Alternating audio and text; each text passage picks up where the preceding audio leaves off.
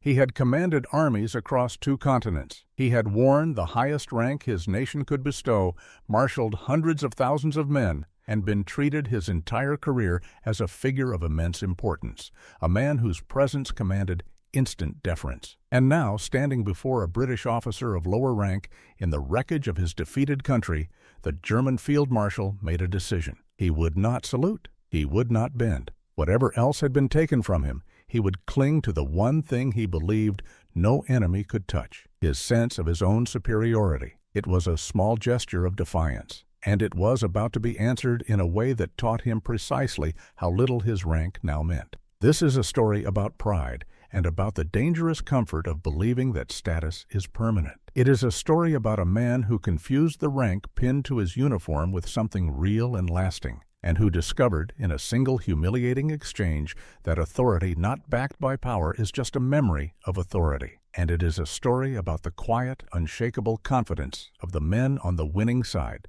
who had no need to shout, because the facts were entirely on their side. To understand the collision, you first have to understand the man who refused to salute because he was a product of a very particular world. The senior officers of the German military caste had been raised in a tradition that placed enormous weight on rank, honor, and the rituals of military life. To them, a field marshal was not merely a high-ranking officer. He was the embodiment of a proud martial tradition stretching back generations, a man who expected and received deference as a matter of natural order. That sense of entitlement did not come from any single victory. It was bred into the whole class, the unquestioned assumption that they stood at the top of a hierarchy that the rest of the world was obliged to respect. For years, the war had seemed to confirm that self-image. These commanders had led sweeping campaigns, conquered nations, and earned reputations that even their enemies acknowledged. The marshal in our story would have grown accustomed to a world that treated him as formidable, where subordinates leapt at his commands and even opponents spoke his name with a certain wariness. He had built his entire identity on being a great commander of a great military power, and that identity had never seriously been challenged until everything came apart. Now we should be honest about what we are describing, because the history here is real even when the specific scene is dramatized. As the German military collapsed, its senior officers were taken into custody across the occupied territories, and the question of how to treat them was charged with meaning. Many of these men clung fiercely to their dignity and their sense of caste, and there were real frictions over the rituals of surrender and captivity, over salutes, over deference, over who owed respect to whom. What follows is a dramatized retelling, built on that documented reality and on the well-known mentality of the German officer corps. The specifics are recreated, but the underlying clash between wounded pride and the new reality of defeat is entirely true to the period. So picture the field marshal brought before a British officer to formalize some aspect of his surrender or captivity. The British officer is competent, professional, and crucially, of lower formal rank than the towering figure before him. In the old world, the world that existed only weeks earlier, this would have been unthinkable. A mere officer addressing a field marshal as an equal, or worse, as a superior? The marshal's entire being rebelled against it. And so he made his small stand. He withheld the salute. He carried himself with the cold disdain of a man determined to remind everyone in the room that he was, and would always be, their better. But here is what the marshal failed to understand. The salute he was withholding was not a personal courtesy that he could grant or refuse at will, as if he were doing the British a favor by offering it. In the context of surrender, the gestures of military respect flow in a particular direction, and they reflect the reality of who has won and who has lost. By refusing to salute, the marshal was not preserving his dignity. He was committing an act of insubordination toward the power that now held complete authority over him. He was behaving as if he were still in command of something, when in truth he commanded nothing at all, not even his own fate. The British response to this defiance was where the lesson was delivered, and it was all the more devastating for its restraint. There was no need for shouting, no need for theatrical rage. The British officer, backed by the full authority of a victorious alliance, simply made it clear that the marshal's rank was now a hollow thing, that his refusal to show proper respect would not be tolerated, and that he would conduct himself according to the rules now imposed upon him, not the privileges he imagined he still possessed. The marshal was compelled to understand that the deference he expected was gone, and that the only authority in the room was the one he had spent the war trying to destroy. The genius of the British approach, if we can call it that,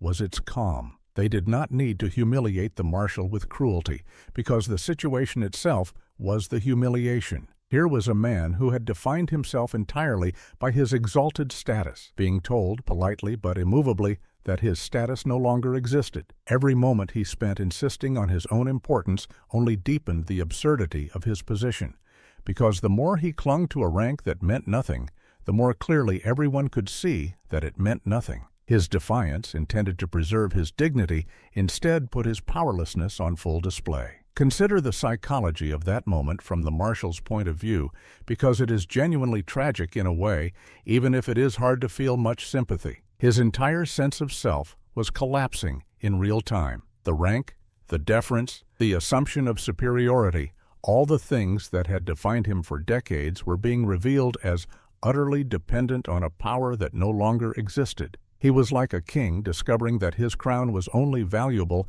as long as people agreed to treat it as valuable, and that the moment they stopped, it became a worthless circle of metal. Everything he thought he was had rested on a foundation that the defeat had swept away. This is the deep lesson buried in the confrontation, and it reaches far beyond one proud marshal in one room. Status, rank, and titles are not inherent qualities of a person. They are agreements, sustained by the willingness of others to honor them. A general is only a general as long as soldiers obey him. A marshal is only a marshal as long as a functioning state stands behind his commission and an army acknowledges his authority. Strip away the power that sustains the title, and the title becomes an empty word. The marshal had spent his life mistaking the symbol for the substance, and the moment of his defeat brutally exposed the difference. The British officer, by contrast, possessed something the marshal had never truly understood. His authority in that room did not come from the rank on his own shoulder. It came from the fact that he stood for a victorious power,